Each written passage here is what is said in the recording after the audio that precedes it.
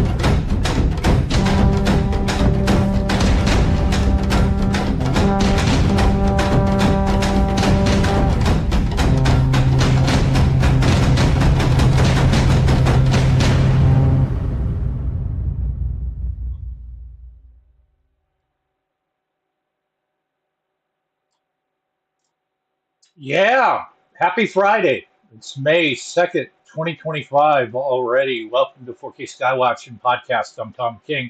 This is episode 21 where I'm going to be covering trail cameras. This is going to be hopefully part of the 4K Skywatching lab, the arsenal of different cameras and tools that I'll have here. I have one I've had for a week. I have another one coming in, and I'm going to give you a review of the first one. The second one isn't here yet, unfortunately, but I can tell you a bit about that as we get into this episode. Interesting things happened this week. I'm going to cover some of that. First, we're going to get into the 4K trail cameras, which you can get in HD, 2K, or 4K. Like always, I start out cheap with the least expensive version there is. I tell you everything that I've done, my process, how much it costs. So if you want to walk in these footsteps, you can follow the same thing. I'm not doing like Abbey Loeb did with Harvard, where you build your own custom stuff and nobody can replicate it. Pretty much most of the stuff I have is off the shelf with maybe some modifications. Also, we'll get into there's a new whistleblower that came out on I think it was Tuesday, and we'll talk about that. There was a hearing in Congress the other day, and Lou kind of blew that up pretty big. And there's a public Skywatch on Saturday night, so I'm going to tell you about that at the end of the show. If you want to meet up, if you're in the Phoenix area, drop by. I'll be there for a couple of hours, and Clive Christopher will be there, and probably some other people from our Skywatching crew might be there too. So recently, Observe and Report came out on Apple TV. So if you go to Apple TV, you don't need to buy it. I'm not a huge Apple fan. It's like the last streaming place I go to after I've watched everything else. And you can just put Apple TV on, get an app, and search through it and type in aliens. And Aliens Uncovered will come up. It's part of a series Clive Christopher put out. And it's kind of nice that this is sandwiched between like Alien Prometheus or whatever the last one was and one of the other Alien movies. So we made it into an Aliens film. So that's out there. The thing I don't like about it, though, is I think you have to rent it or buy it or subscribe. I don't know. That's why Apple is like not watched a lot because it's kind of like Amazon Prime, where some of the stuff you can watch and some of the stuff you have to rent, and they kind of trick you into like giving them extra money. Whereas if you go in Disney, everything you already paid for Disney Plus, So you can watch everything, you don't have to pay extra money. Or with Netflix, you can watch everything, you don't have to pay extra money. So anyway, it's out there. Watch it if you want. Part two has already been filmed, and then it has to go through all the process it takes to get on a streamer. Age of Disclosure, that wasn't made by Clive, it was made by somebody else. But that everybody's asking when's that going to come out? Well, if you get on a streamer, they got to convert it into all these different languages and all the closed captions and all that stuff. And that stuff takes months. It takes time for that to happen. So let me make sure I got everything in here working right. Holy shit. BP, thanks for that super chat. That super chat goes very, very far into the money pit on the other side of this wall. And it's coming to a close. I have a mast update. It's touching the concrete now. It's just about to go up.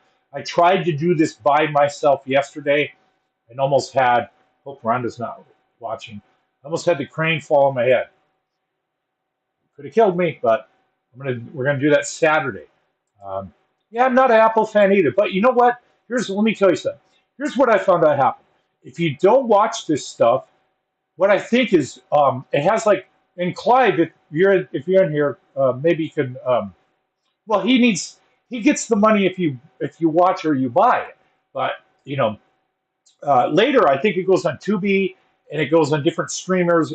He has a deal with a YouTube channel. So all this stuff ends up on YouTube so you can watch for free. It's a matter of time. It's not going to be locked behind Apple this whole time. It is going to come up for free. And some of the analysis, I've continued some analysis on that. I forgot about some of this stuff. So I watched it and I watched it last Friday. I forgot about it because we shot it last year when I weighed 80 pounds heavier than this. And there's a weird portal or something in there, at least one or two, where the main guy in here, Chris, he just not only shines a laser on something, and after he turns the laser off, it illuminates it, lights up. When it does, it looks like the head of a gray. So I took that and I mentioned I was going to run some stuff through. I forgot about it. So last week I took that alien head and I ran it through.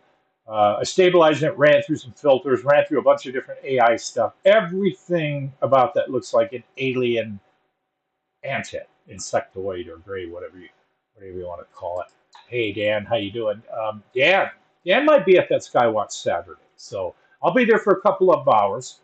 And then I gotta head out I'm going to show you guys where it is. It's at the BMX track. It's a Black Mountain. It's up by Deer Valley Airport. This is the same area basically that we shot with George Knapp for the Investigation Alien show. So we're going to be up there. So we do public sky watches when the weather's good. We don't charge to touch our gear, unlike Ben Hansen. I think he's got third generation night vision, and you got to pay him money to touch his stuff. And I kind of don't blame him because some people can drop your gear and go, whoopsie. But I had that happen. I don't charge people. We don't nickel and dime at all. So it's going to be an interesting show. We got some media here. I have some stuff from UFODAP. Going into the MVR real quick. We have rain incoming apparently on Sunday. And what we're looking at here is this is the control box up on the chimney that has all of these cameras and the thermal fork, everything goes in there. The cover cracked and fell off. So I ordered another box off Amazon. Costs $50. You have to order the entire thing. You can't just get the case or the cover. So I ordered it, and I said, you know what? This is a flimsy piece of shit. Because I tried to put the cover on this one, it wouldn't fit because that box worked.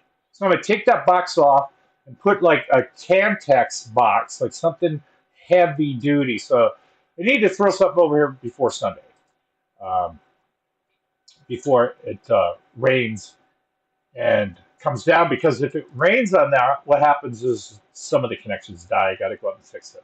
So always something to do. As soon as I fix one thing, Got to fix something else. That's what, if you got one camera, that's your only camera. I got like 23 of these things laying around. They're, they're like stray cats. So it's always, need to put some attention on each one. And you know what? That's a good problem to have. You'll be skywatching up in the superstitions. Okay. I'll give you a report of this camera later, and we'll talk about whether these are useful or not. That's gonna be first up here. So as far as that NVR is going, I have the thermal system up too, and I do not have the pan. I disabled the pan and tilt on the thermal because I got too much stuff going on. I have been looking for UFOs on the 4K dome. I'm not seeing shit. Not shit. Not even balloons. Uh, the skies are clean. I look around a lot at dusk, and I aim towards the sun and try and backlit stuff. I haven't seen anything, not even balloons. So the skies are pretty empty, but that's how it goes. It comes in waves and flaps. And when you don't see anything, you can get discouraged and quit. I was talking to Dave Mason. That happened to him. There's some years where we had flaps and it quit. Now here's some good news. In the past, throughout before we were born, well, depending on how old you are, UFOs came in waves. And for people who are new to this, they were called flaps. And flaps were when UFOs were active, and there was an active flap going on. Now, I only know of the flaps. It's funny, birds, could be mistaken for UFOs. They call them flaps. And I only know the ones that I participated in. So during the 90s, we had a flap that started in 91 during the eclipse that happened. And there was a wave that came from Mexico. And there was a lot of videos that came. And Lee and Britt Elters put out Masters of the Stars tapes and a whole bunch of stuff. And I was still stuck up in South Dakota then, going to college. And I was sky watching, but I didn't think there was any UFOs that bothered South Dakota. I figured they were down in the Southwest. So I moved down here, and I was sky watching 95, 96, 97. We were seeing stuff in the daytime all the time.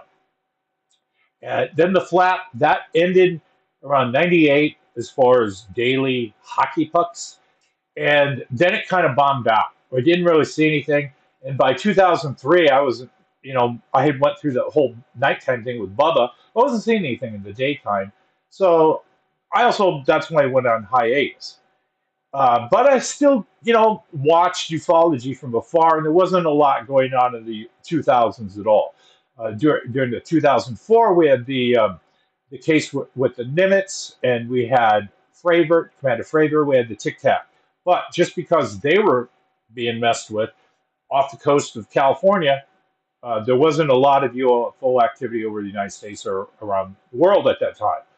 It picked up from different places later in the 2010s. We're in an active flap right now, but we are in something different than before with a flap.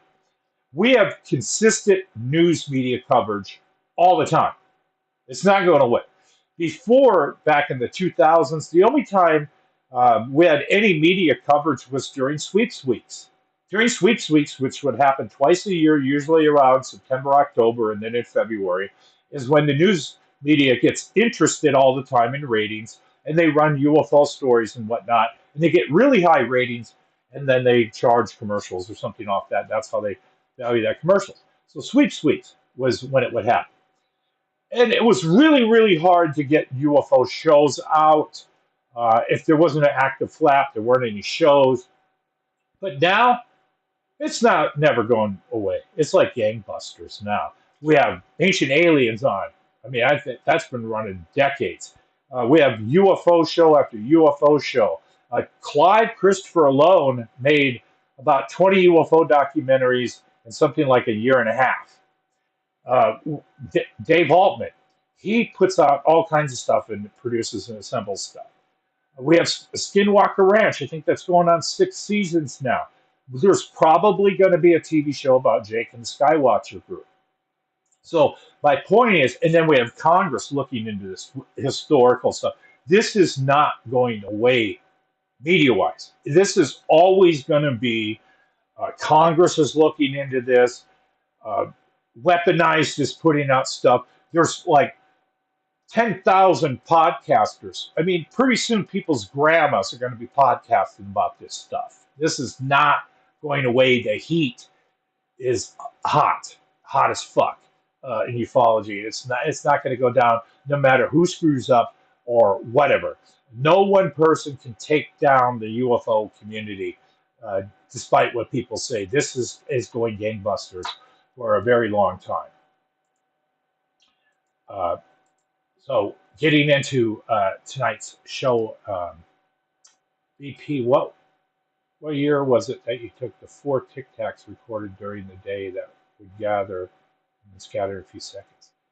I think the one, if you're talking the video I shot a video. It's funny, guys don't remember. We're all guilty of this. We don't remember the first day we fell in love with our wife, the anniversary of holding hands, the anniversary of holding shit like that. But we remember stuff like a day you had a sighting. Guys will remember football scores and shit, touchdowns, all that stuff. But they won't remember that women's stuff. Okay, BP, to answer your question, August 5th, 1996. And then the UFO came back the next day, August 6th, in the exact same spot and hovered for 20 minutes. That was 4, well, hockey pucks, Tic Tacs, whatever you want to name these UFO objects that come here. So that's running. The NVR is running. Uh, UFODAP is running. Now, I have so much. I hate to brag, but it's so much of the equipment that I've gathered over time.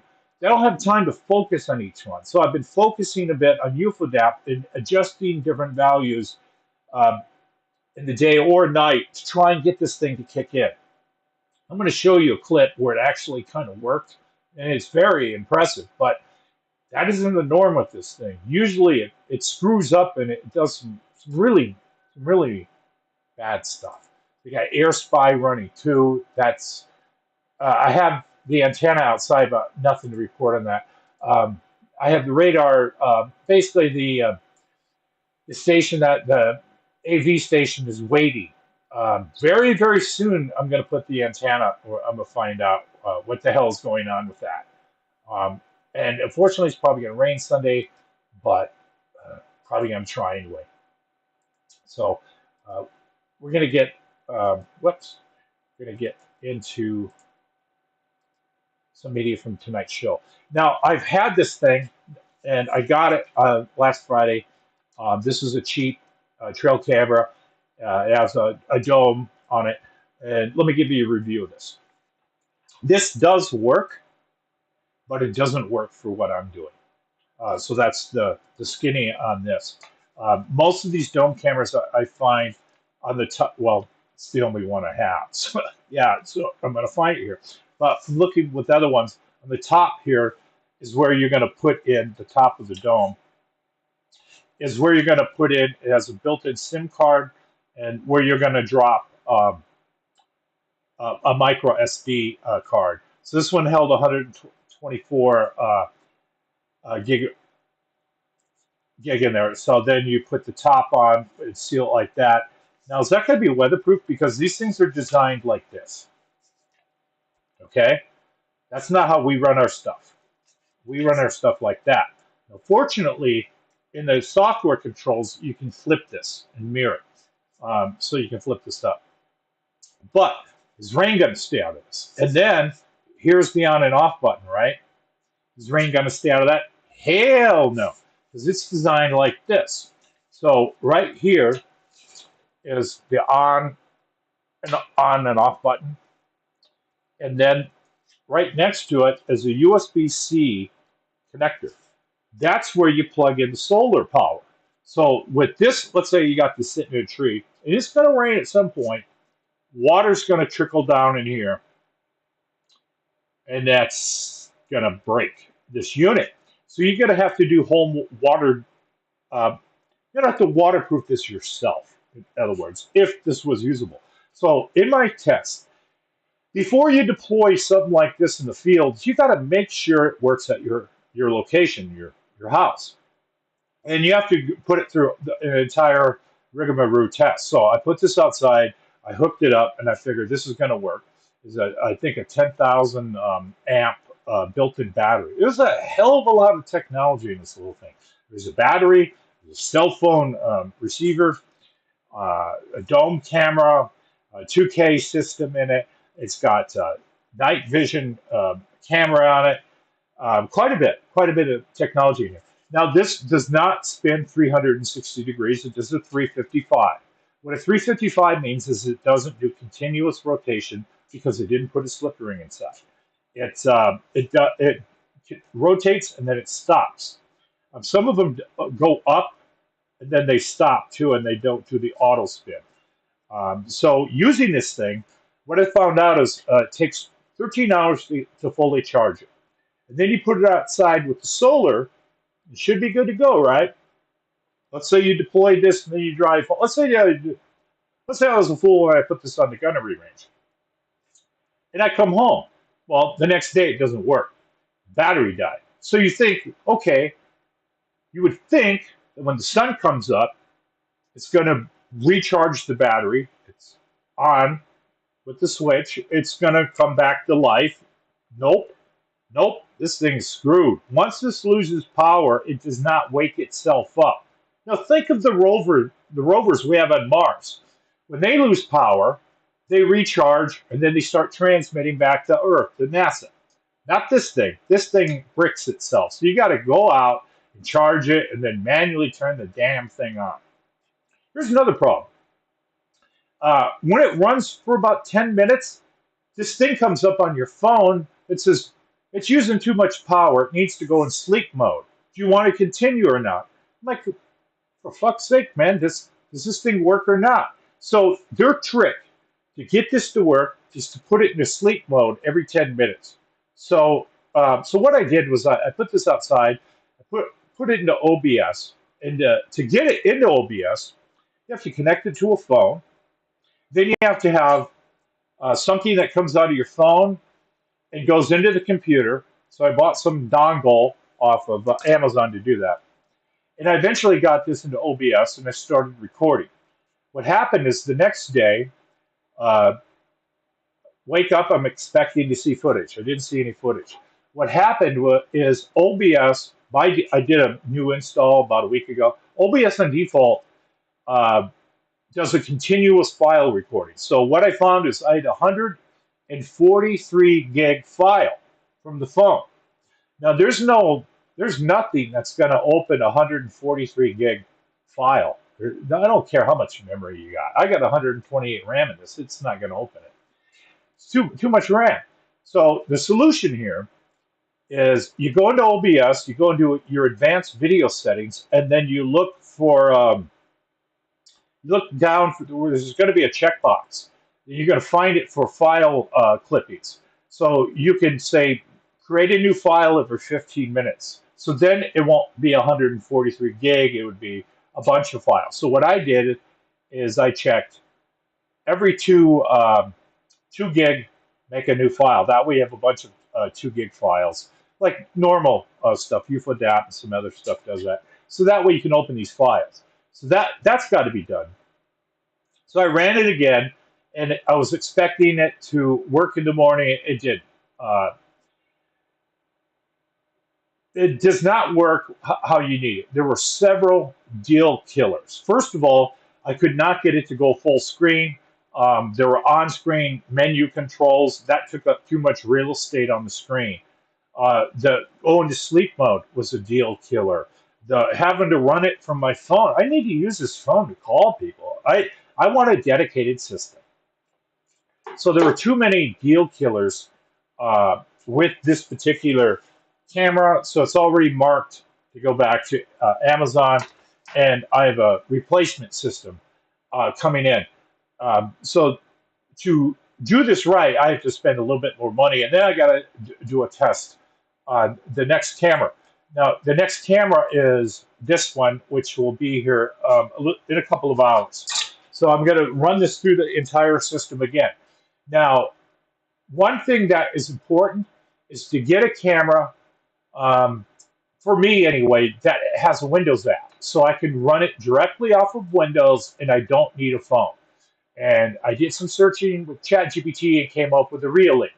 Now, Reolink is a brand name for cameras, but they are at the bottom of the pile, um, for brand quality.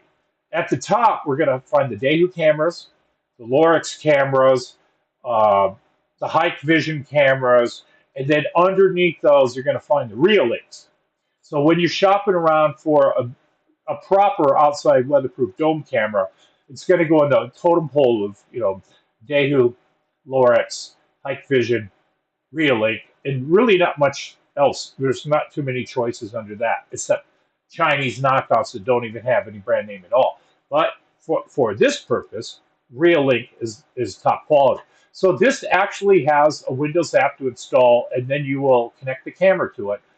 And um, this is what I'm going to try next. So that way, anything that you can get on Windows, you can suck right into OBS. This camera costs $250.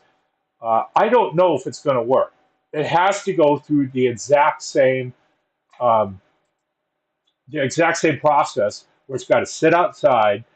You got to run it into OBS. You got to see if it's going to work 24 hours a day continuously. Certain things might be able to bring it into UFODAP so we can look at automatic captures of it. Because otherwise, you got to manually watch this. So I want to have one of these at the Superstition Mountains. I want to have one of these in Sedona.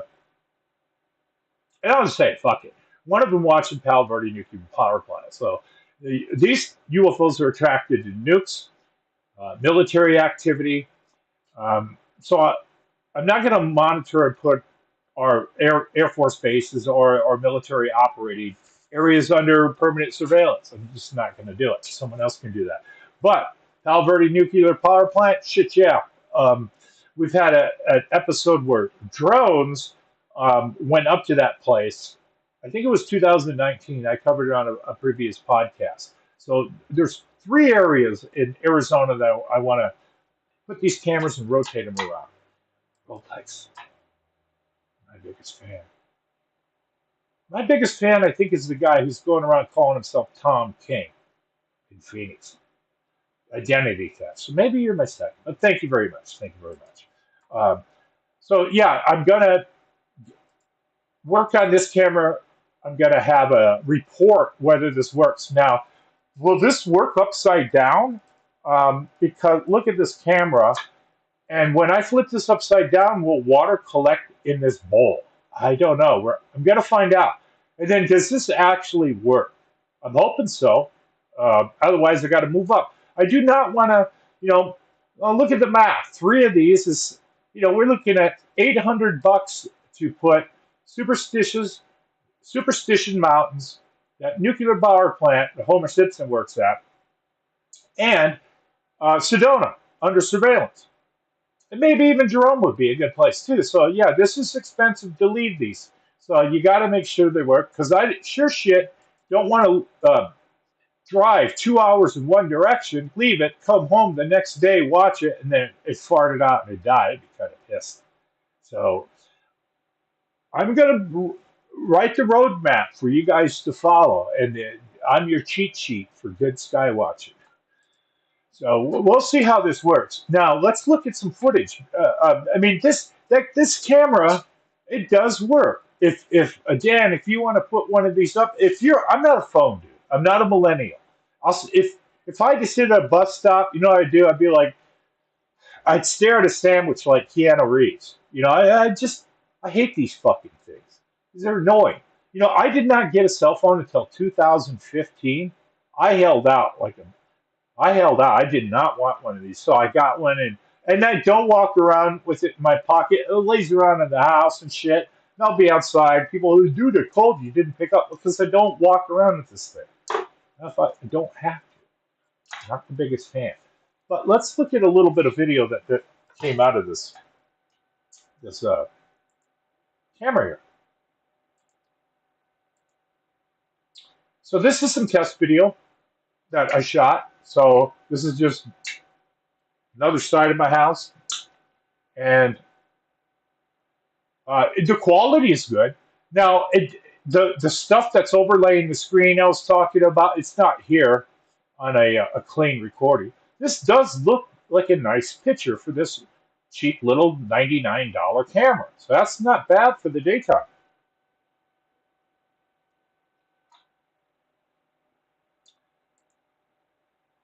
So we're going to switch here. It's going to go into the next shot. I did some night shots so you can see what this looks like at night. Um, for these type of cameras that have a built-in infrared spotter or basically a light that shoots out, um, I would recommend covering that up with duct tape, because what happens is all you do is you end up seeing a bunch of bugs. Here's a shot in the daytime. Looking up. So this is offhand, I'm thinking like 120-degree shot.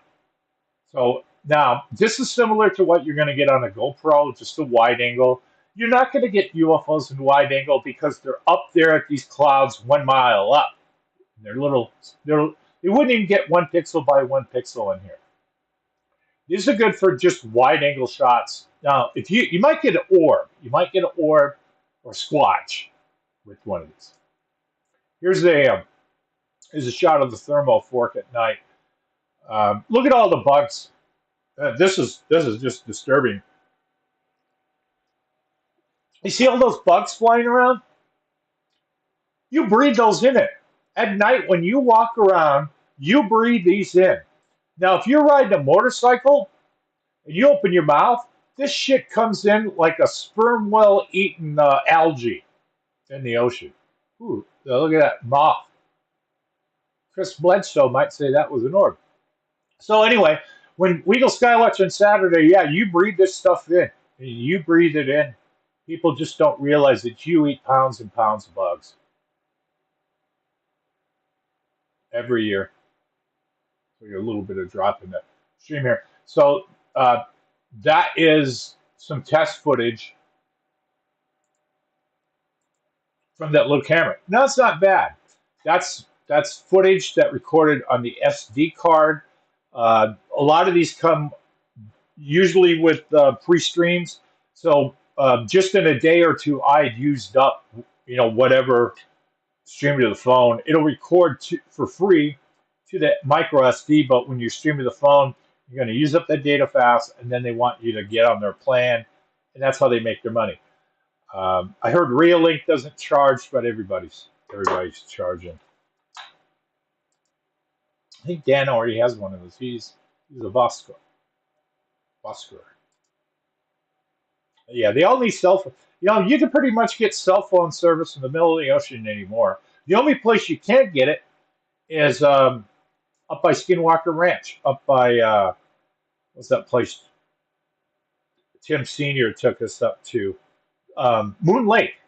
You up by Moon Lake, you don't get cell phone. You have to drive 20 minutes out of Moon Lake to get cell phone footage. I know.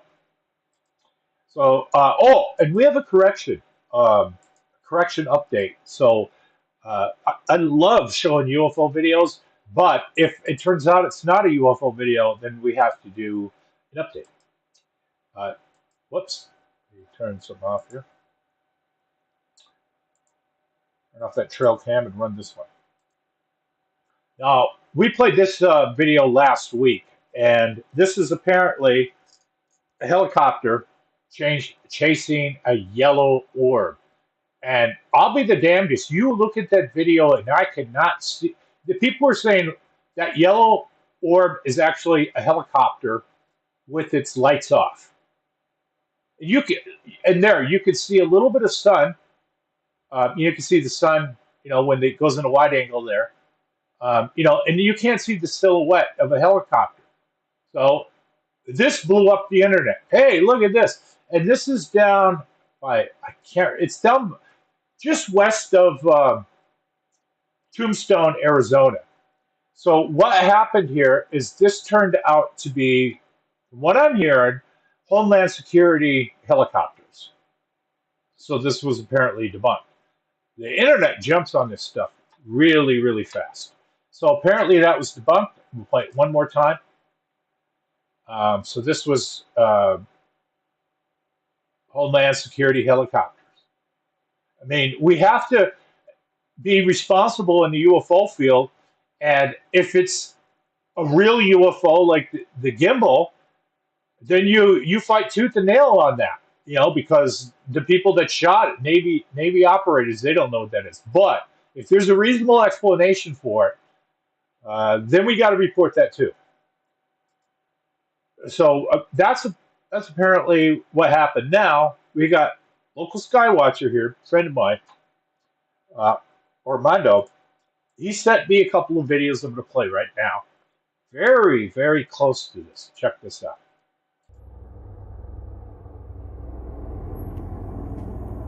This is shot in Gilbert, Arizona. Same thing. But you can see the flashing of the helicopter. I believe these are probably Apaches. But they could be Black Hawks. It's hard to tell. So yeah, here we have a solid yellow light, just like in that video that blew up the internet. But you can make out the silhouette of the chopper.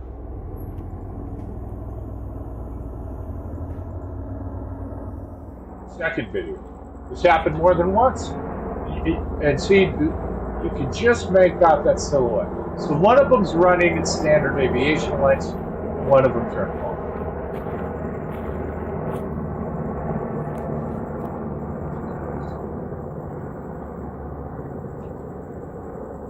You can make out the silhouette of both helicopters there.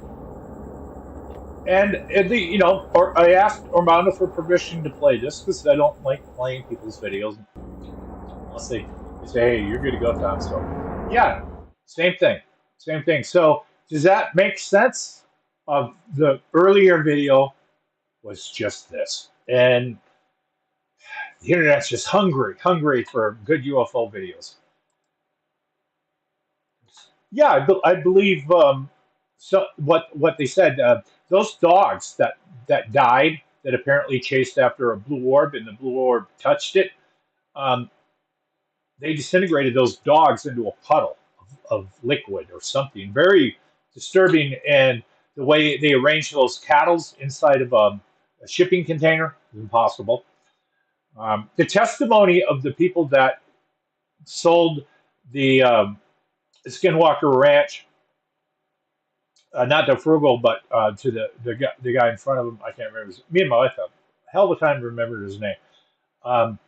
Yeah, why would they lie? Eric Davis, who testified before Congress the other day, he was there, and I think he's the guy who said that there was a portal opened up, and some type of creature was crawling its way out of the portal like a vagina of light, and it came out, fell down, and was birthed here, crawled away into the dark.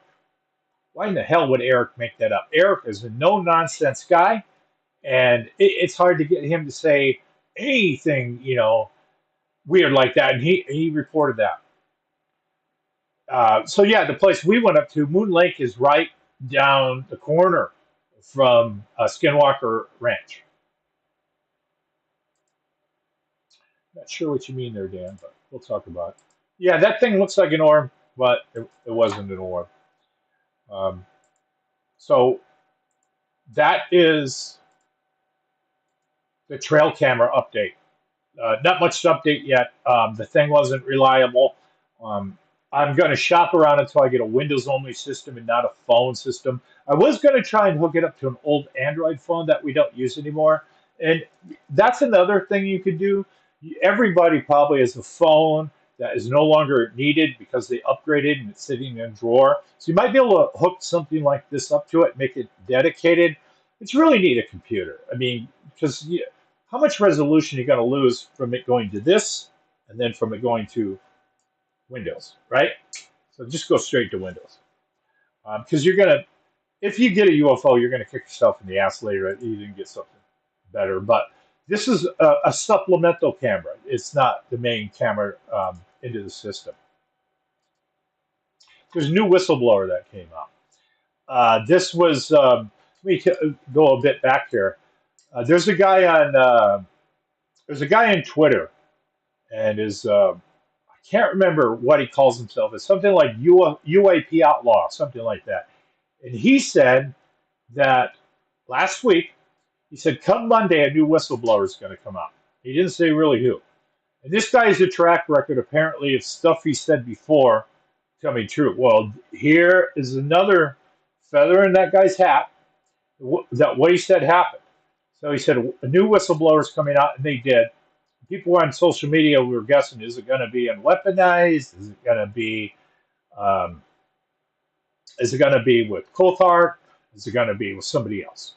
So it was weaponized. So this guy, Matt, I think it was Matt Brown. Mr. Brown comes up, and this is everything that people have been saying on shit like Reddit and social media.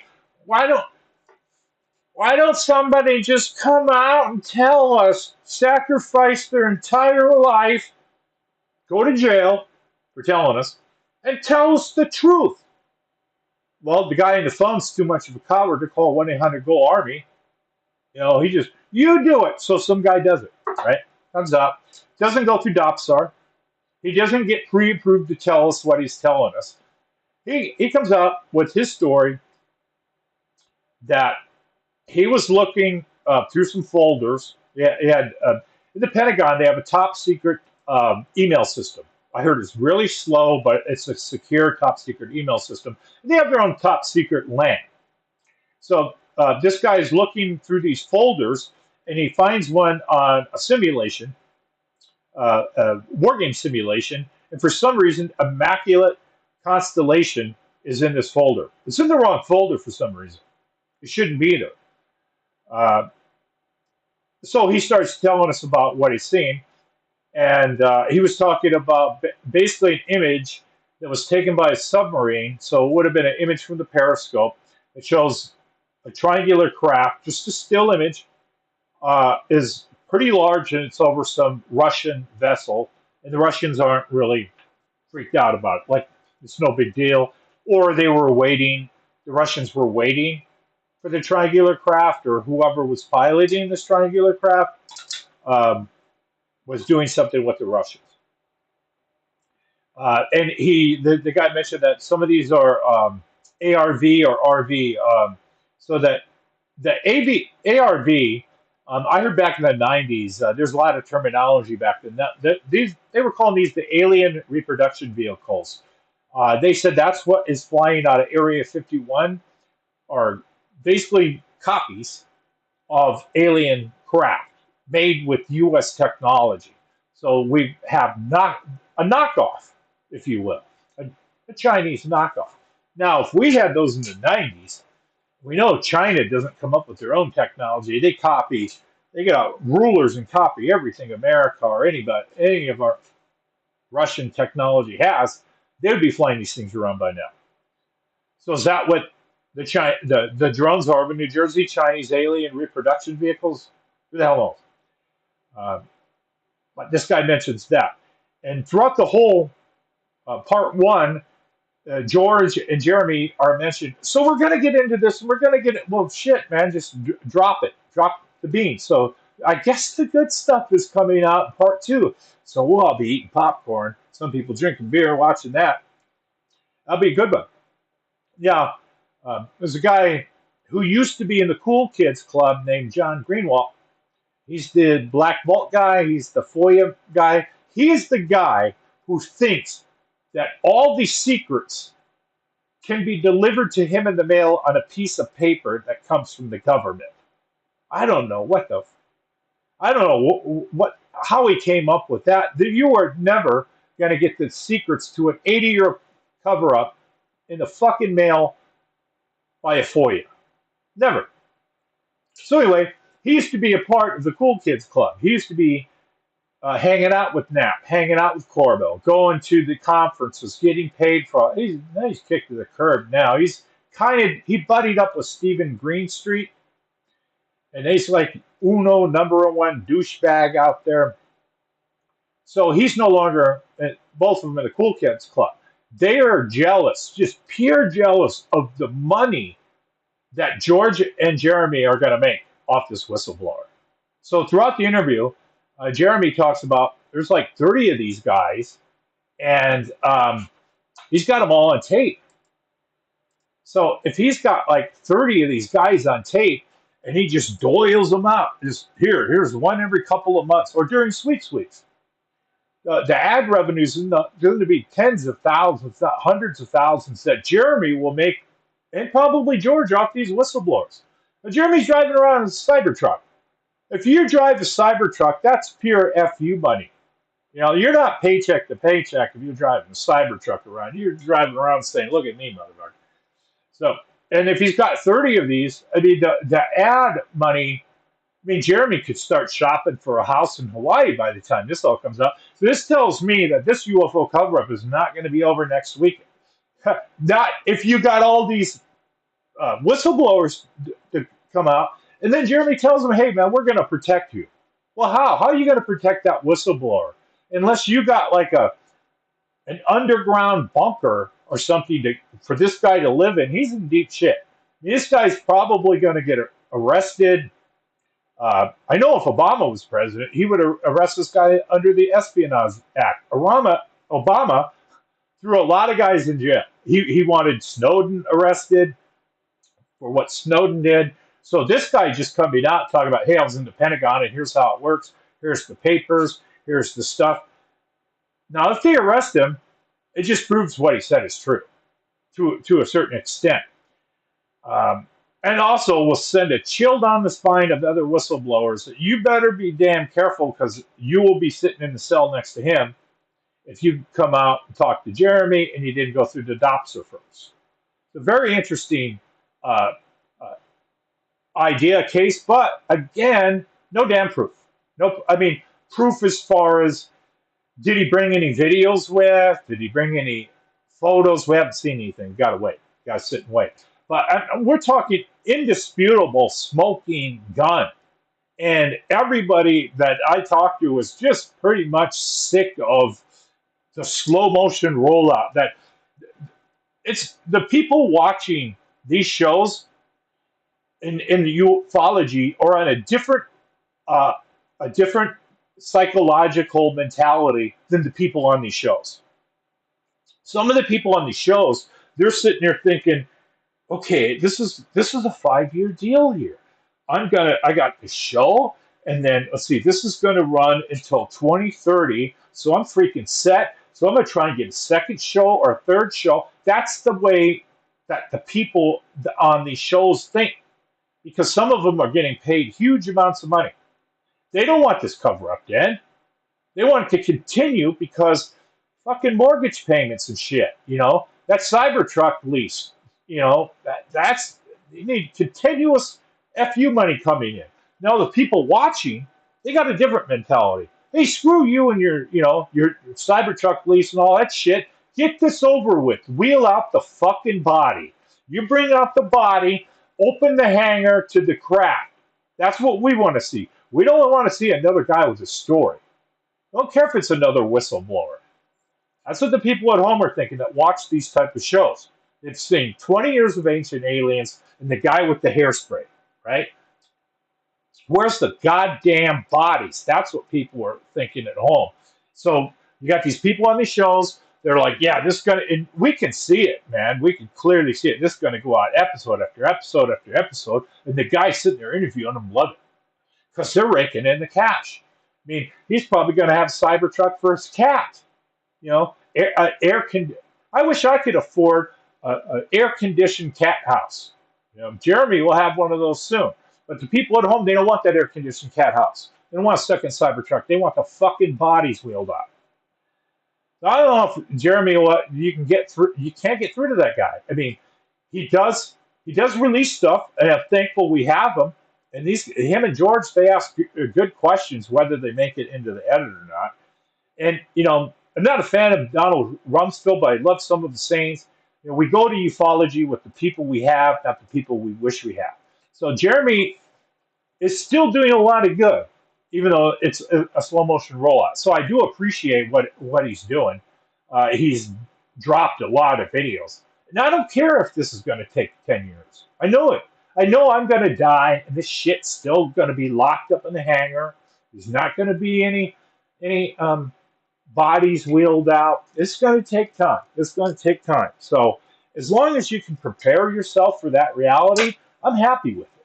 One thing um, George told us when we did the interview out in the desert is he said, I'm fine going to the grave with what I know. And because he has a lot of secrets people tell him, and he doesn't, keeps them to himself. If you tell George something, George will not go, hey, guess what this person, George keeps that to himself. I'm pretty sure of that. So before we move into the next one, yeah, Apple, a huge panel at TikTok. Yeah, Clive is on TikTok. TikTok. And why is TikTok a threat to national security? Why isn't Facebook? Why isn't the other social media? Because I think they want to get rid of TikTok, so Zuckerberg can buy it. All right, so let's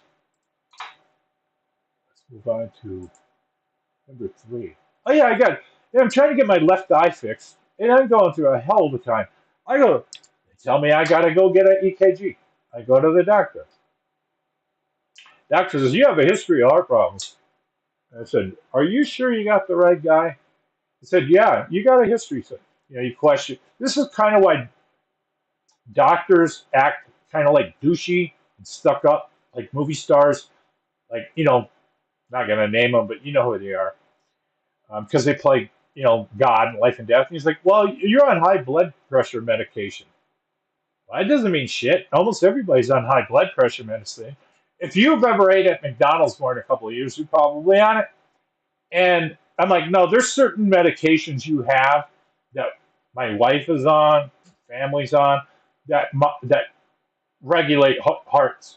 I'm not on that stuff. So anyway, I got to have an EKG. Then I have to prove I don't have colon cancer for some fucking reason. Jesus Christ. Just to have my eye fixed. This is why everything costs so much money. You stub your toe, you go to the doctor, it's 10 million bucks because everybody has their hand in the cookie jar to fix that shit. So I have to prove I don't have a bad heart and I don't have colon cancer, and then I have to prove my retina hasn't detached from my eyeball just to have somebody cut my eye open with a razor knife and fix this shit. Jesus Christ!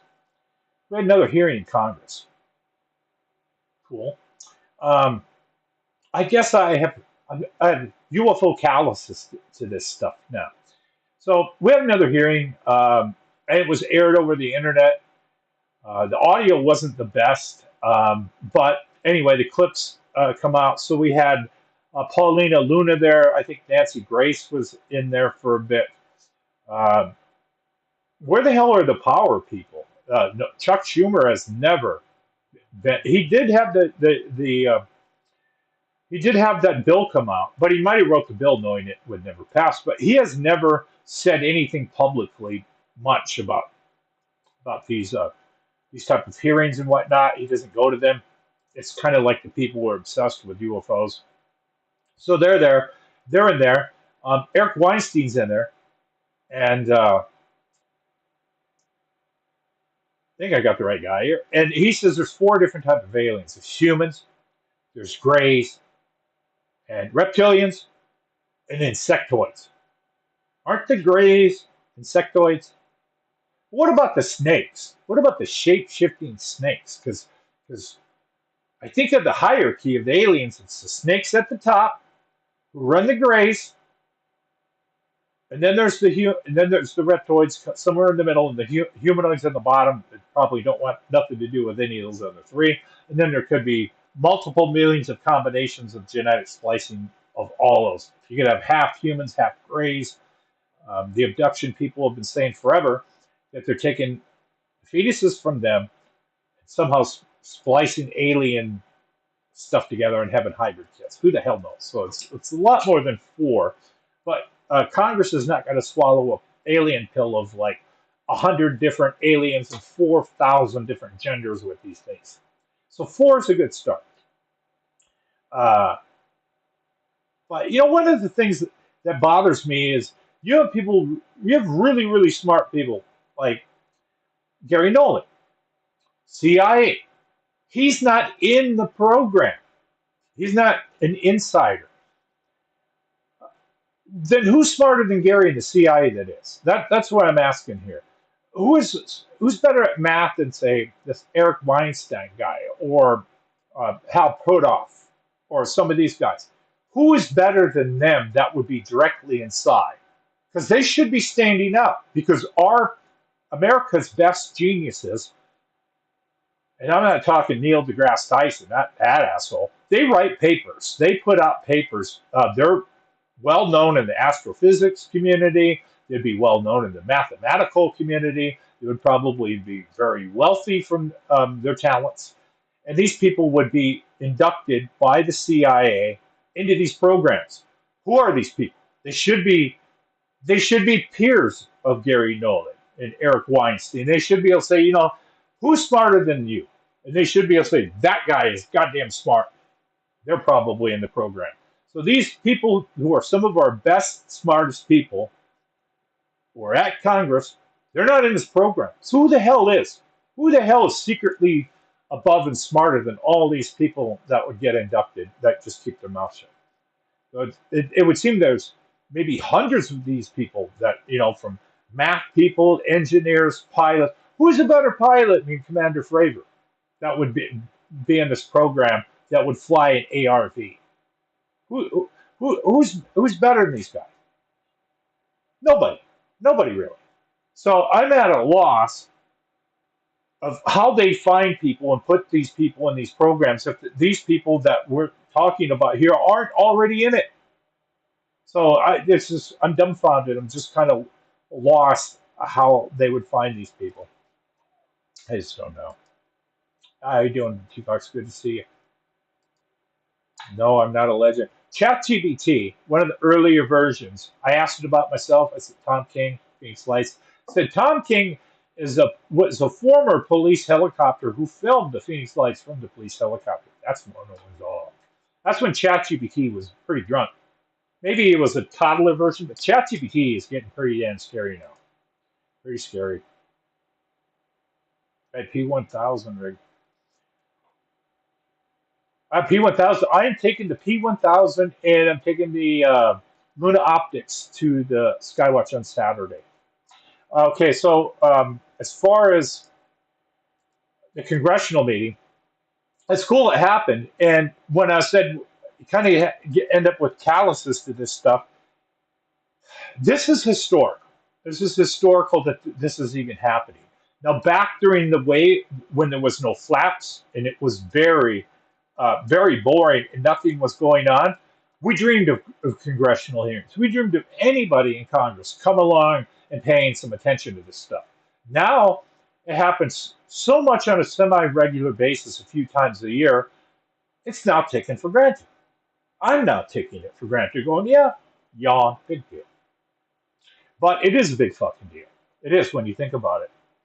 Because this is something that back when the gimbal video was released, if we said, hey, in 2025, it'd be kind of a regular thing that they'd be trying to pry open. Where are these programs? One of the problems is nobody ever comes up and names names. Like the new whistleblower, who is your boss? He won't say who he worked for. They're all scared of saying the word CIA. Because as long as we have CIA, we have a cover-up. We will not have both. We will not have disclosure and CIA at the same time because they're going to be controlling the whole damn thing. Every dirty thing that's ever happened in this country after 1947 has CIA blood prints all over it. There's just dirty people working at the CIA. That's like a legalized, state-sanctioned criminal organization is what that is, that uses drug money, uses taxpayer money. They're probably linked in human trafficking and prostitution, crypto, all kinds of whatever shitty. CIA got their hands all over it. Dark money, the dark web, all that stuff. It's CIA. But these guys are so scared they won't even name them. They never came out and say, I was hired by this guy. I went into this building. I worked over here. Here's my paychecks. Here's my pay stubs. This is my direct supervisor. If I get fired or killed, look at over here. Here's my evidence. I snuck home. I have some type of drop. Here's all my friends I worked with. Here's the names of all my coworkers. None of them do this shit. None of them. They just came out and they say a story. Yeah, I saw some documents. This cover up's real. And then we get another David Grush and another one and another one. It's like 30 of these guys. But apparently that we don't have they don't say, hey, here's where they are. I'm convinced that if we have hundreds of these crashed UFOs, they're sitting around in cities. There are probably 50 or 60 UFOs sitting around in some tilt-up cement area in Las Vegas. We probably have 50 of them somewhere here in Phoenix or outside of town. There's probably all kinds of UFOs in Burbank where they take measurements and Skunk Works tries to replicate it. The material, some of this crap, they're going to be in big cities. They're probably not in the middle of nowhere because there's so many of these. It's not just one, not just a dozen. The amount is classified, but it's probably into the hundreds.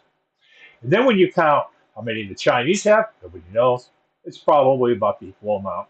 Russia has more territory than the United States, so they probably have double, maybe triple. I think that these UFOs are not as smart as people think. They say, well, if they're a million years ahead of us, how can they crash? Well, Murphy's Law, shit happens. These things are probably littered all over the solar system. We probably have them all over the moon, all over Mars, all over the moons of Jupiter. They're probably swallowed up into the gaseous planets in our solar system. We send our stuff out until it quits working. And if we were to be able to send these out to an exoplanet where we think that there could be life there, they're going to break. You don't send your first shit out perfect. You send like your 10,000 unit, might be your best iteration that's not going to break. But your first 50, 60, 100 of them that go out are going to break, be remnants all over the place. So we should be able to expect that there are parts of other people's technology, ancient, that are millions of years old, littered all over our solar system. And that might be really what secrets a program of the rover is to look around and find some. And we're told from NASA, no, it's looking for microbes and soil and boring geology shit, when it could be looking for something a lot bigger than that. You remember back when NASA was sending up those monkeys, back before we had color? They were sending those monkeys back up on top of those experimental rockets before we sent man on top of one of them. You know what they were really doing? That was a side that we were really putting nuclear weapons on there. That was really an ICBM. It was an ICBM test under the guise of we're sending monkeys in space for science. Most of what we do has a public reason, which is bullshit, and then there's a classified reason behind it. And the millions or billions of dollars that we put into that is a front organization. So, yeah, so anyway, this came out, and then we had Lou come out, and Lou showed this. Lou came out with this picture, and he came out and said, I was just handed to this photo, and it was apparently by a pilot, and he says that this thing is 1,000 feet. This got ripped to shit. This got ripped apart real fast by the internet. I looked at that, and I thought, well, that looks like a farmer. The shadow or whatever is actually dirt, and the white area is where a road is. And that's exactly what happened. I took that photo and I ran it through a 4K AI Topaz. I couldn't really get anything out of that. That was a piss poor photo. When the fuck was that photo taken? 50 years ago? Jesus Christ! Look at the pixel. Look at this. Look at the pixelization and all the mud and dirt. And who the hell prints out 8x10s anyway? Now, I haven't seen an instant photo. I mean, you're more likely to find a theater still playing porno movies than you are with a 1 hour photo. So anyway, this totally shit the bed. The debunkers came after him. They said, this proves the second time that Lou came out, showed a huge shift. It turned out it wasn't that at all. And he got debunked. So they say Lou is counterintelligence and disinformation agent. And man, are they dogging on him on Twitter. Well, this is pretty much what Twitter does. They look for things like this. And then the anonymous people who won't put their real name or face out there, fuck you, you're a piece of shit. They troll, right? Well, I'm still on Team Lou. People make mistakes. We're human. We all make mistakes. I probably fucked up a bunch of people's names in this podcast a bunch of times. Everybody makes mistakes. We're all human. There's no perfect person on this planet who speaks perfect English. Everything they never miss speaks, vets everything they say that comes out of their mouth. We're never going to find that person. I am sick of this double standard that is in ufology. We have two standards. No standards for the debunkers. They have no standards at all. Mick West, when it comes to the gimbal, well, maybe it's a bird. Nope. Well, it's not a bird. Well, then you fucked up. Hey, everybody dunk on him. He said it's a bird. Well, what? Maybe it's a plane flying away. Nope, that would have turned up on the essay. Maybe it's glare. They said, nope, not that. So he just comes up with like 50 explanations for what the gimbal video was. Now, you don't see Lou up there going, how about this photo? Nope. How about this photo? Nope. How about this one? How about this one? This one, this one, this one, this one. Okay, you guys like this one? Okay, take this. That's what Mick West does when he tries to debunk stuff. There's no standards for them, but there's incredible standards on ufologists, right? So there's no standards and there's standards. Now, take Ancient Aliens.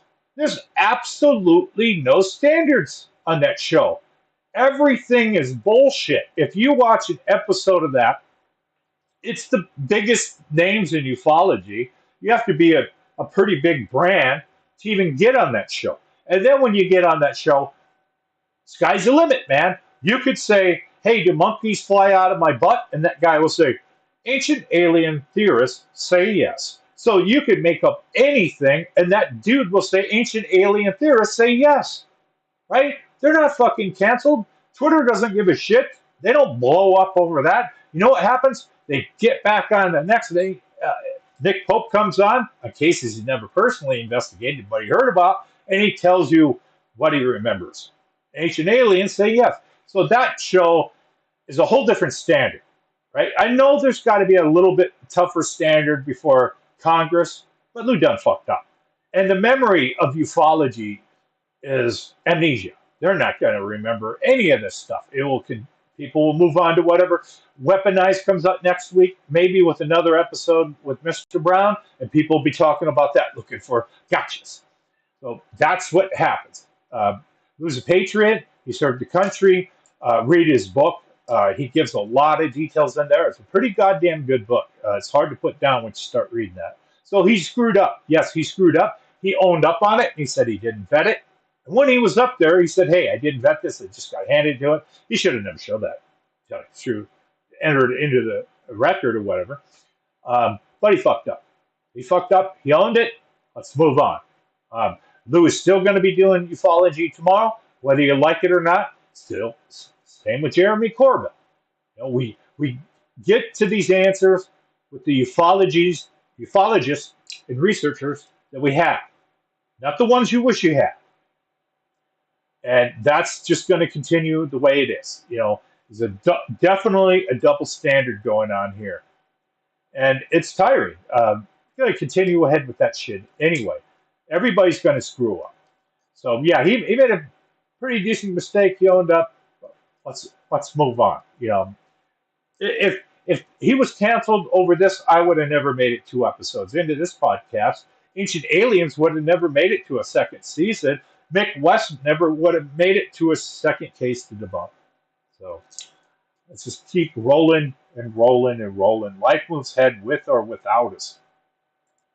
Oh, okay. So speaking of my UFODAP. Let's bring this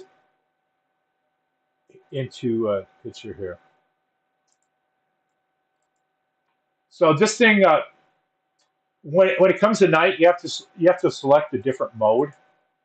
Um, so it's got 50 different captures in here from the last few hours. Let me show you a capture of when this thing actually works pretty good.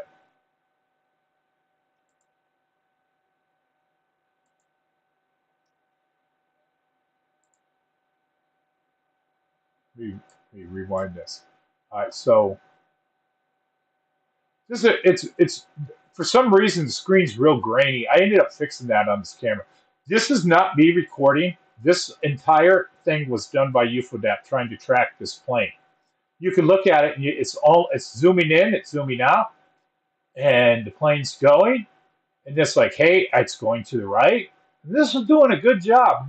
And it's like, hell yeah, buddy. That's what I want. It knows, hey, I'll catch you on the other side of that palm tree and shit. And I'm like, wow, look at this. And it tilts up a little bit. It's fucking perfect. Um, that is exactly what UFODAP should be doing. And I don't know why it worked that time. It's like Murphy's Law. Sometimes what goes wrong will go wrong and it'll work. Here's the thing working without the HUD overlay. So this is just a clean capture of it. So this is how it's supposed to work.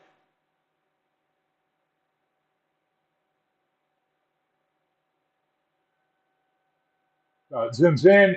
And I mean, this thing has really good anticipation of where this is supposed to go. Why does it work this time, but the other times it's all screwed up? It doesn't. The camera just kind of it goes around like Michael J. Fox is running it. It's all over the place and shaky. And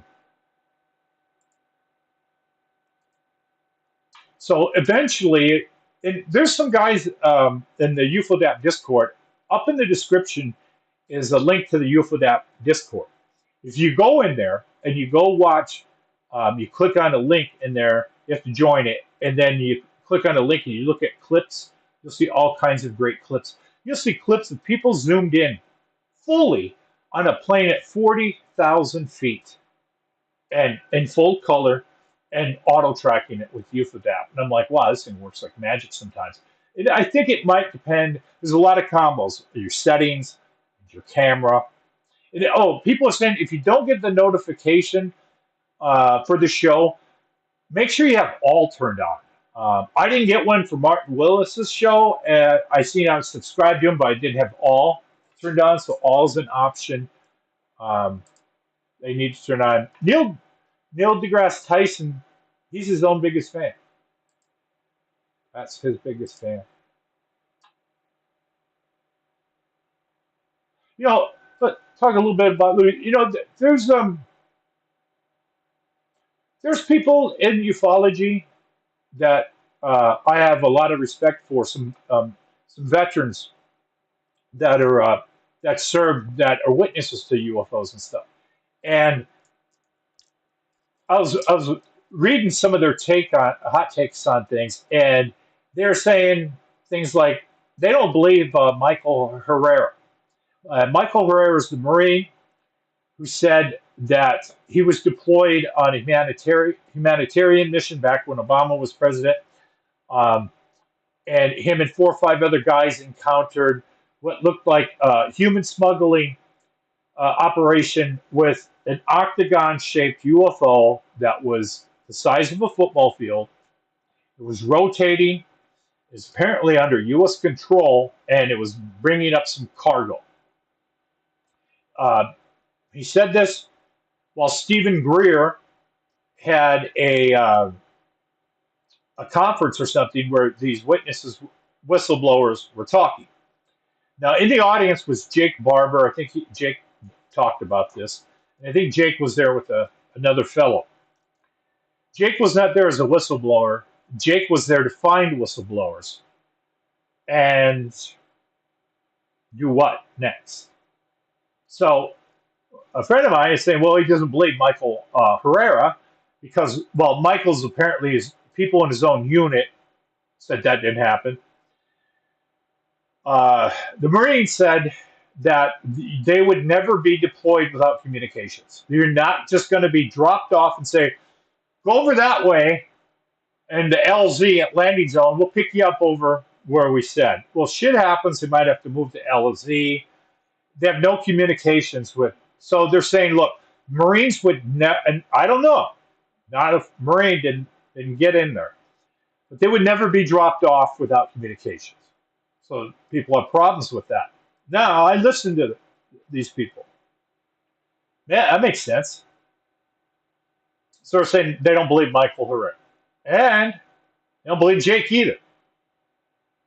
So I'm listening to this, and I'm thinking, well, Jake was there, and Jake didn't believe this guy's story until he mentioned the octagon-shaped UFO.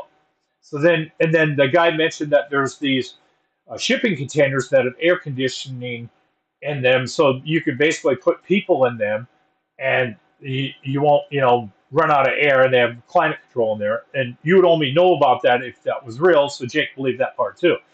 So what exactly was Jake there to do? Find this guy, take him outside with a silencer, and shoot the dude? Kidnap him? Give him a real firm finger wagging? Shut up? What the fuck was Jake going to tell that guy? That's what I wonder. Because at some point, it sounds like Jake was a bad guy. That Jake worked for these contractors, and at least he picked up that egg, and he picked up at least an agon, and he delivered it at the range, right? And apparently the range he's working at is over in Texas now, and this other one, I think, was in California. And then now Jake with the Skywatcher team is saying by the end of 2025 they're going to have pretty solid evidence that they have all this stuff. Now, if he ends up with a TV show and a TV series like Skinwalker Ranch or something, then you could say, well, then he's more interested in his Cybertruck payments and paying off that $900 a month lease. His cat's air conditioning and shit. So the same source I trust doesn't believe the Jake story. So at some point, it seems like Jake was the bad guy. He was helping his former employer, which he wouldn't name, which I think Danny Sheehan said was, I thought it was Blackwater in a previous episode. Apparently it was Northrop or maybe Lockheed. I get those two confused. So it was them. So they have these 8 guns. They have these eggs. And think about this, like I said earlier in the episode. How many Lockheed facilities are sitting in the fucking middle of the desert? Probably none. How many of them are here in Phoenix? Quite a few. There's one right down by the one down the street here by the weed shop, right? They're all over. There's another one south of here. These places that look like just some innocent cement tilt-up could have UFOs sitting inside that they're studying. So who did Jake work for? So Jake is making kind of the same mistake that Abby Loeb made when Abby got UFO fever. When Abby first got in, he was saying, oh, we don't need the data from the gimbal. We don't need the tic-tac. We're going to get our own data. And he said, within 2 years, we will have solved this and we will have our own data. Now, 4 years went by. He doesn't have shit. He doesn't have nothing. He's got those things he sucked up from the ocean, but he doesn't have no UFO footage that we know of. None. But people don't know how hard it is to be the finder, to find a UFO, and to get them on any imagery at all. So now, Avi, or V, however you want to say it, wants read in so he can go look at the sensor data from the gimbal and the Tic Tac. I don't know what happened with that process, if he's had access to that or not. That's what he should have did from the beginning. The government has all this data. They have all the sensor stuff. They have satellite data. They have thermal data. They have underwater data, sonar data, first-hand data, human intelligence, signal intelligence, radar, the whole gamut. They have everything we need, and we all paid for it. They're hopefully sitting there in some archive on some hard drive. You don't need to go out and get your own. So Jake is making that same mistake Avi's do. Yeah, we can go get our own data, that we can get an egg to land. I'm almost convinced that Michael Basta guy, the cyanic guy, he's probably there because he probably got that egg to land. Probably, that's my hunch. So anyway, they probably are saying that we can get one of these in our own physical possession, and then we can go here, wheelbarrow out the egg, whatnot. There's the proof we're all looking for, right? So if he don't get that by the end of this year, and he ends up on the TV show, then we're going way into 2030 with no wheelbarrow, no dead aliens in it, no hanger opening the door. Same thing. Here's another whistleblower. Count the Benjamins coming in from those likes and streams, like So why don't Jake cut to the chase? Why is Jake getting his own stuff? He already knows everything. Sit down in an interview. Tell us who was your boss, right? At Lockheed, Northrop, whoever. What the fuck was on those tough cases? Those Panasonic hard drives. Why were they put in the bottom of the lake?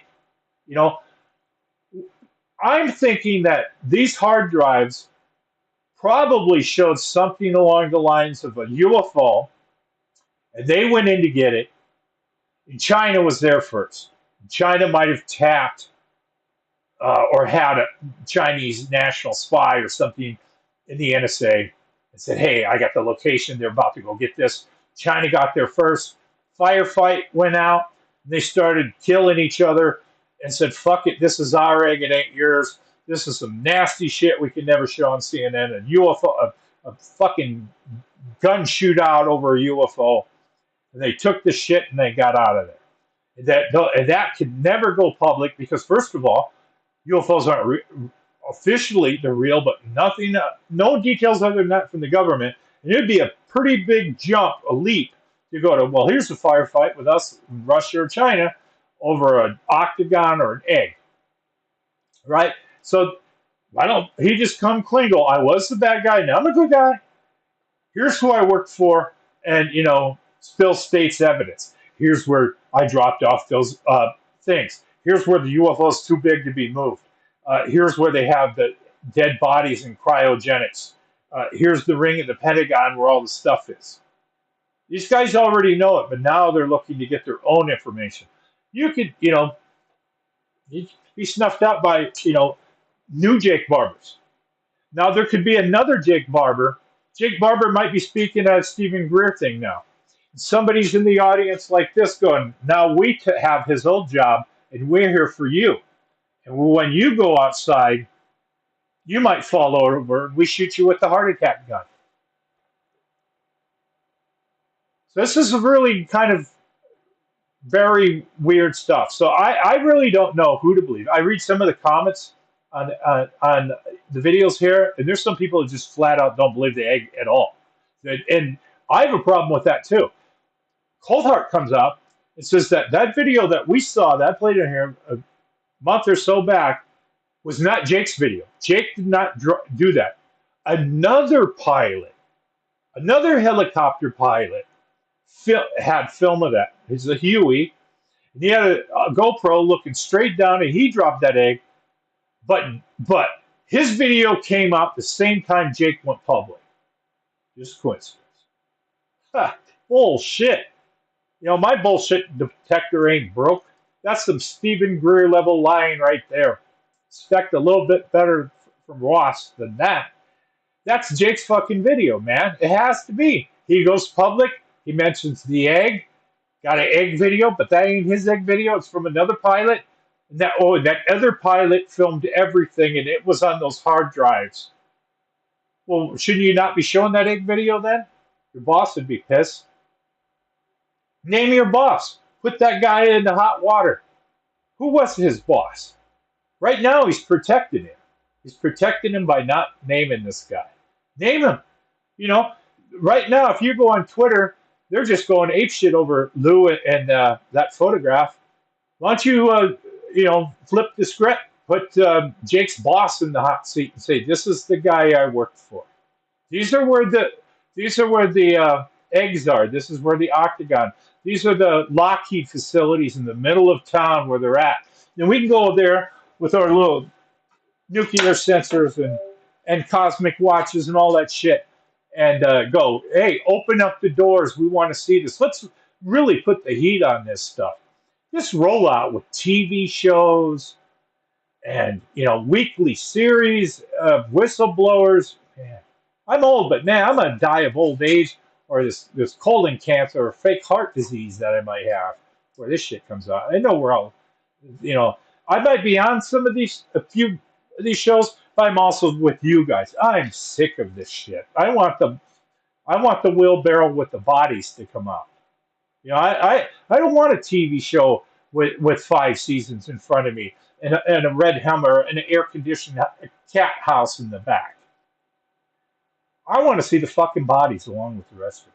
I'm with you guys, man. I'm just happen to get on a couple shows because of the Skywatch and I get material that goes on. So let me show you guys where Skywatch is going to be. Oh, got fourth slide here. We got a mast update for this sign off. So we have Skywatch Saturday from 7 to whenever. It's going to be at the BMX track. I'm going to show you guys where that is. Let's see here.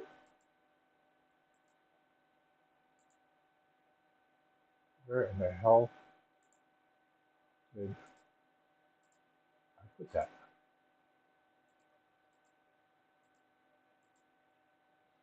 Well, we'll get to the mast update and I'll show you where that's at. All right.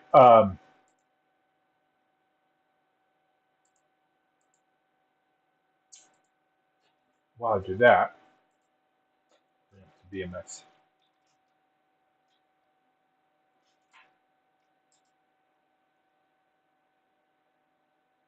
All right, so I tore the house apart and put in 8 lanes of new Ethernet cord. This wall is right behind me, so this is the other side of the wall. So it was getting a little hot up there. And next, that's what I got to do Sunday. It's going to have 50-mile-an-hour winds and it's going to rain. I'm going to pour concrete here, and then later I'm going to build a man cave. I probably put a bunch of junk in there and all kinds of man shit, and probably some cameras, man. So I got kind of antsy, and I moved this thing myself. So I put it on these carts, and the procedure is just put down two sheets of plywood, and it'll roll over all the dirt. So this thing weighs 424 pounds, and I pushed it right up to the concrete pad. Then I just deadlifted it over that curb and got it right up to where it needs to go. And that is the location where it's going to sit. And tomorrow, it's going to get installed. So that is the pole. It's like it's like having a pretty damn large torpedo, actually, and moving that torpedo around. Let's see. So this is where I'm at here on the screen. This is the location where the Skywatch is going to be. It is going to be at the BMX track. It's next to the Deer Valley Airport. So I'm going to go wide here. So this is a view of Phoenix. So the BMX place is going to be the Black Mountain BMX there. So it's north of the 101 off of 7th Street. By Deer Valley, so there's a lot of helicopters and activity up here. And then you got to go up on 7th Street over the canal, hang right on Alameda. Don't go into here, that's construction. They're strip mining the mountain. And head back over here, and we'll meet you somewhere in this area. The area we shot with George Knapp was right over here off the street. So actually, it's funny. This mountain right here, or this mountain, is being removed. They're removing this mountain because it's in the way of, and this part too, because it's in the way of landing. Somebody with a lot of money is paying these fucking trucks to take up this dirt and then they sell the dirt. It's weird. So anyway, we skywatch up there. There's a bathroom over there so ladies can have there's some potty places to go potty right there. So if you drink a lot of coffee like me and have to go to the bathroom, there's a bathroom there. Um, we will be there from 7 to 10 doing a skywatch. So bring whatever you have. If you want to hang out and talk and meet in person, we're there. It's free, open to the public. Might only be a few more chances this spring to do this until the weather just gets hotter and shit. It's been weird weather. It's 90 degrees throughout the week, and then on the weekend it gets down to like 70, which is strange. I'm like, that's cool. I got cement to pour. And it happens week after week, and that's cool. I got some more cement to pour. So tomorrow, that mast is finally going to be tilted up. I kind of came up with a plan to do that without anybody getting killed. So we got to move that up, and then I got to bolt that in place. And then behind me is this brass part that has to go on. And then I'm going to videotape that thing going up. So this has been a process, several months just to get here and to dig that hole out. I think I bought 150 bags of Quickcrete for this project. Poured all that, ton of fucking rebar. Um, this has just been an expensive rabbit hole to go down. And if the radar doesn't work out, I think it will. But if it doesn't work out, I'll put up a directional radio antenna and another dome camera up there, and maybe a thermal camera for the hell of it. And that thing goes as high as a palm tree. It goes up 42 feet, which is pretty high. So that system is going in this week. Next week, I will have the new trail camera and a review if that is going to work, how that's going to work, and probably a update on the radar because might plug it in and turn it on and see if the signals work, but won't have it on too long. It'll be a test, but I really don't have all the stuff machined for it to go up because it's on top of the pole is going to be a Poco Panda tilt. So it's going to so that way I can turn the radar and I can tilt it up and go directional. So if let's say there's some trees or palm trees, there's going to be ground clutter and whatnot in the way. So I don't want to run it flat at zero. I want to put it up at about a 25-degree angle at a pitch. And the radar has a distance of 60 miles. So that'll get me, that's good. And then behind the radar, it'll be shooting down at us, right? So I don't know if that shit causes cancer or whatnot. Probably doesn't because all those people out in Florida have them. There's like 100 million of these things on boats in Florida. They're not dropping dead from cancer. And they all have leather brown skin. So I think it's going to be all right. So we'll have a radar update. Once I get it mounted, then I'm going to take a picture of it. I'm going to send it to the FCC and apply for a license and use that. So that's pretty much wraps up what I've been doing this past week. And BP, the CIA is basically, the Germans are ashamed of having the Stasi. We should be ashamed of having the CIA.